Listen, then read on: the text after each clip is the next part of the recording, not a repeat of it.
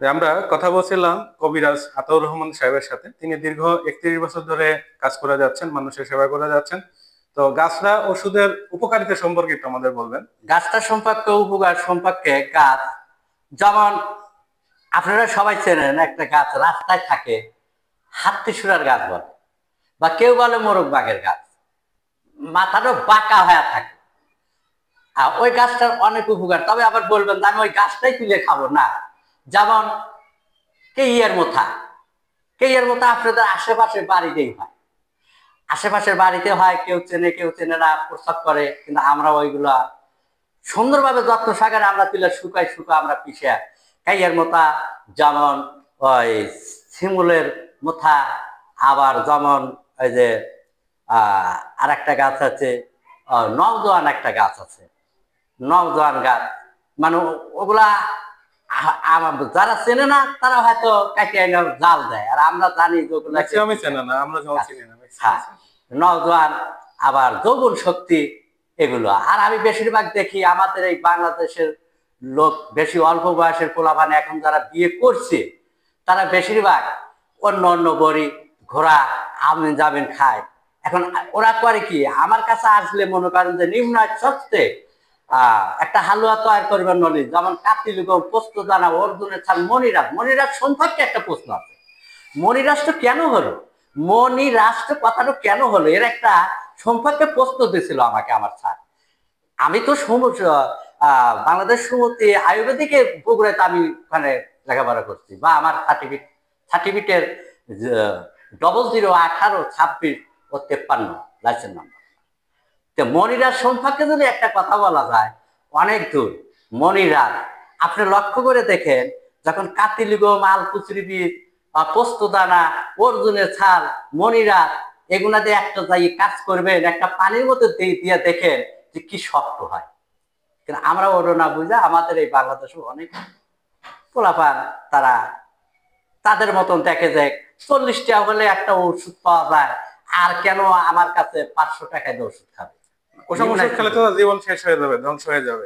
আমার চোখে দেখা অনেক পোলাপান গেছে, এখনো যে পোলাপান, যাদেরকে, যাদের মায়ের বিয়ে দেখলাম আমি, যাদের মায়ের আমি বিয়ে দেখলাম, সেইতে ছেলে ফেলে বিয়ে করায়, আর যেগুলা দেখি আমি, আমি বলি না, আমি বলতে গেলে ওই যে বাবা উনি ডিসি চাইতে ওষুধ দেওয়ার জন্য মনে হয় যে একটা বদনাম বলতেছে। না না না, ওরা বুঝবে। আপনি গাছগাছালি যদি খান, গাছগাছালি খায়া যদি আপনি অন্য কোনো উপকার নাই, একটা উপকার হবে, আমাশার উপকার হবে না, ঘন পেশাবের উপকার হবে, আপনার কিডনির দিকে ভালো হবে। আপনার এই যে গাঁটি গাঁটি তো চাবাই, এগুলো ক্যালসিয়াম শর্টের কারণে চাবাই, আমি জানি। কেমন আমাদের বাংলাদেশে অনেক লোকই বলে আমার রোগ নাই, কেন আমি ওষুধ খাবো না। আমি যখন ওই বগুড়াতে আমি যখন ক্লাস করতে গেলাম, তখন স্যার বলতেছে ভারতীয় নিশিরা ওরা ওষুধ খায় ভালো শরীরে। তখন আমার এক ছাত্র একজন বললো যে স্যার ভালো শরীরে ওষুধ কেন খায়, বললো যে স্যার তখন প্রশ্ন জবাব দিল যে তোমরা গোসল করো কেন, তোমরা কেন গোসল করো।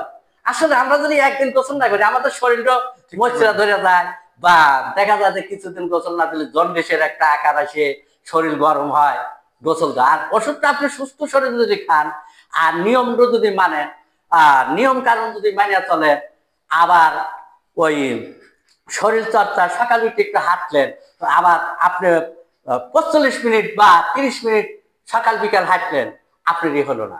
আমার বাইসাইকেল আছে, আমি এই রুগী বাড়ি যাওয়ার জন্য একটা বাইসাইকেল কিনছি, তবু আমি ওই জরুরি যেটা সেটা যাই, নইলে আমি হাঁটতে যাই। কেন আমি হাঁটাটাই আমার কাছে ভালো লাগে, বা কোনো টান থাকে বা ভালো লাগে। এখনো আমি আমার ডিসচার্জ উঠে আসরের নামাজ পড়ে আমি হাঁটা, আমার ডিসচার্জ অমনি থাকে, তার প্রয়োজন হয় ডাক। তো এখন আমরা নিজের দোষে নিজেকে আমরা শরীরের যত্ন না করিয়ে, দেখা যায় যে এই যে যে অশ্বরোগ বা দি পাইল সম্বন্ধে যে কথাটা বলছিলাম, দেখা যায় যে ওই কষাতে একটু রক্ত পড়ে, আবার হয়তো যখন একটু রসায়ন মশান খায় রক্ত পড়েনি, এইভাবে থাকে, কষ্ট হয়। দেখা যায় যারা বিড়ি খাবে কিন্তু কই আমার কাছে এসে ওষুধ খাবে না, বা অন্য পরিবারের কাছে না ওষুধ খাবে না, তারা কি জানে অন্য খরচ করতে পারবে কিন্তু ওষুধের পিছনে খরচ করবে না, ওষুধের পিছনে এরা বিড়ি ভালোবাসে, ওটা তো উপকার হয় না, গাছ গাছালি উপকার হবে না। আল্লাহ কোরআন আর গাছ গাছালি এই দুটো জিনিস সত্য। আমি এমন সেমন হতে পারি, কিন্তু গাছ তো সত্য, অবশ্যই অবশ্যই। আল্লাহ গাছ তো সত্য। আল্লাহ আমি গাছকে বিশ্বাস করি। আমি যে গাছগুলো আমি যেগুলো তুলি, আমার ডিসচারিটা দেখেন কত গাছ শুকোয়া রয়েছে, কত গাছ শুকোয়া রয়েছে। কেন শুকাচ্ছে আমি জানি, আমার পয়টাগুলো দেখবে। আর আমার আমার সব কিছু লেখা আছে, আমি কি দিয়ে আপনাকে ওষুধ তৈরি করি। আমাদের বাংলাদেশে তো আমাদের ছাড় আছে, পরিবাদী ছাড় আছে, বা বড় বড় বস আছে, তারা দেখবে তো যায় যে আমি কি দিয়ে ওষুধ বানাই। আর ওই সুগার কাটা বা বীর্য পাত্তার এর কিসের ওষুধ তৈরি হয়, আমাকে প্রশ্ন করেন, আমি বলবো সমস্যা কি। আমি এগুলো বই পড়ছি তো, এগুলো তো আমি বলতেছি, আমি তো এমনি পরিবার পারতেছি না। আচ্ছা, একজন মানুষকে এমনি সুস্থ স্বাভাবিক থাকার জন্য কবিরাজের মধ্যে কেমন কোনো বই আছে যেটা পড়লে মোটামুটি সে যেটা বেসিক নলেজটা জানতে পারবে, নিজের শরীর চর্চা বা পরিবারকে ঠিক রাখতে হ্যাঁ পারবে? হ্যাঁ হ্যাঁ, নিজের শরীর সুস্থ থাকার জন্য 1 নাম্বার বিড়ি খাওয়া বাদ দিতে হবে, 2 নাম্বার চা পান করতে হবে না, আর 3 নাম্বার যে পানের মধ্যে তো জর্দা খায়, জর্দাটা বড় ক্ষতিকর, বড় ক্ষতিকর। আপনি পান খান, একটা সুপারিতে একটা সাদা পান খান। আর যখন আপনি বিড়ি খাওয়া বাদ দিবে, ছোটবেলা তো সবাই হয়তো বিড়িটি টানের সত্য, আমরা যদি একটা টানিনি, কিন্তু আমি যখন সঙ্গীতে ভর্তি হলাম, একটা রাওয়াজ করতে বা করতে গেলে একটা এরাম করছিলাম, তখন আমার ওস্তাদ বললো যে তোমার হলো না। ডাক্তার বললো যে আপনি বিড়ি খাওয়া বাদ দেন, সব শেষ। আমি আজ 18 বছর ধরে বিড়ি খাই না। আমার শরীরকে এখন বয়সটি কম হয়েছে, তাও আপনারা দেখলে এখন আর পোলাপানের চেহারাগুলো দেখে খারাপ লাগে। আর এরা এই যুগের এখন মোবাইল টোবাইল লাগছে, এরা যা করে, এরা যা দেয়। আমি একদিন রাত 1টার সময় আসতেছে একটা অনুষ্ঠান, একটা পুকুরের কান্দায় দেওয়ার পর এখন দেখি অনেক লোক বসা। তখন আমার মনের মধ্যে লাগলো যে এত লোক কেন। তা আমি কোনো করি না, কেন আমি শিল্পী হিসাবে গান বাজনা করি, পরিবেশ হিসাবে পল্লী বিদ্যুতে চাকরি করছি, সেই হিসাবে আমাকে সবাই জানে। আর আমি কারোর ক্ষতি করি না। তখন আমি রওনাটা দেখি খালি এইভাবে করছি। আমি চিন্তা করলাম যে এর বাবা মা কি, এই ছেলেটা কোথায় শুয়ে রয়েছে, এর চিন্তা করে না। এই মোবাইল দেখে এই ছেলেপেলেগুলো আরো শেষ হয়। আর এখন এই বাংলাদেশে বেশিরভাগ আপনার ছেলেপেলে বিয়ে করালি দরবার করতে হয়, সুন্দর সুন্দর দরবার করতে হয়, বউ থাকে না, বলার কথা না, বলবো না, অত দূর যাবো না।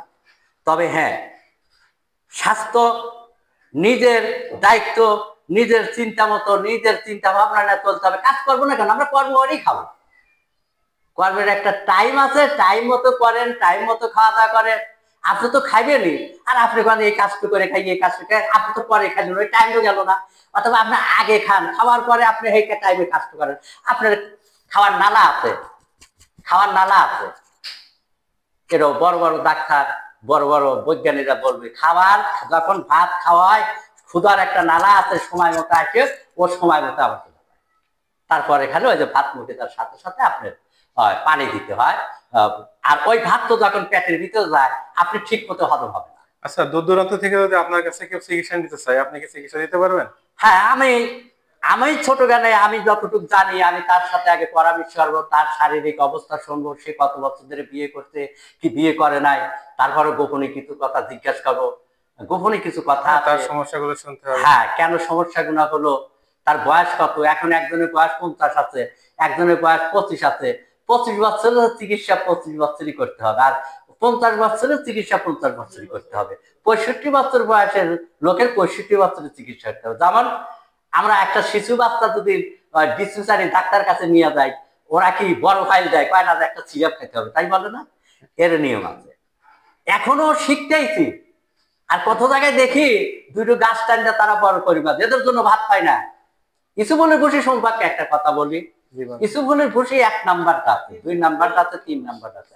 আমি 1 নাম্বার ইসুবলের ভুসি দেখা করি, কারণ আমি বুক খোলা আবার ডিসপেন্সারি দেখেন কতগুলো বলে, ভাইজান কে আঙ্কেল কত বড় টোপলা দিল, তোকমা মোকমা দিয়া আর শরবত খাওয়ার জন্য, আর আপনি আমাকে এতটুকু টোপলা দেন কেন? এখন উনিকে যদি বলি যে 3 নাম্বার ইসু বলে ঘুষি দিচ্ছে, যার দাম হলো 800 টাকা কেজি, আর আমি কিনি 2200 টাকা কেজি, যার সামান্য একটু দিলে দুধের মতন নাই সব। আচ্ছা, তাই তো এই কোয়ালিটি গুলো কিন্তু সাধারণ মানুষ জানে না যে ওই প্রোডাক্ট গুলো কোনটা কোয়ালিটি। এগুলো যায়, সেজন্য আমার কষ্ট, আমার চিকিৎসা করার কষ্ট হয়। তবু আমি দুঃখিত না, আপনি তো দোয়ায় আমি চাকরি করছি পল্লী বিদ্যুতের দীর্ঘদিনই, তারপরও আমি সততা নিয়ে থাকি। আমি পার্টির সাথে কারোর আমি ধৈর্য কোনো কিছু খাইও না, খাবো না। আমি মৃত্যুকে স্মরণ করি। আমি যে কোনো কথা বলতে যার সাথে আমি মৃত্যুকে স্মরণ করি, যে আমি এখন কথা কাজ যাবো, আমি যদি মরি ওই লোকজন আমার কথাগুলো বুঝে বিবেচনা করে। আর নিজের জ্ঞান বিবেক রাখবে, যে নিজের জ্ঞান ভেবে গেলে আদালত, এইটা ঠিক রাখবেন, নামাজ কালাম করবেন, ভালো থাকবেন, গরিবকে ভালোবাসবেন, গরিবকে দান খারাপ করবেন, তাদেরকে বস্ত্র দিবেন, অন্ন দিবেন, পাশে খাড়া হবেন, ওরা আল্লাহর কাছে দোয়া করবে, ওই দোয়াটি আপনি কাম রাখবেন। আর আমাদের বেশিরভাগ দেখা যায় যে আল্লাহর মাথায় তেল, তো অত কথা বলতে চাই।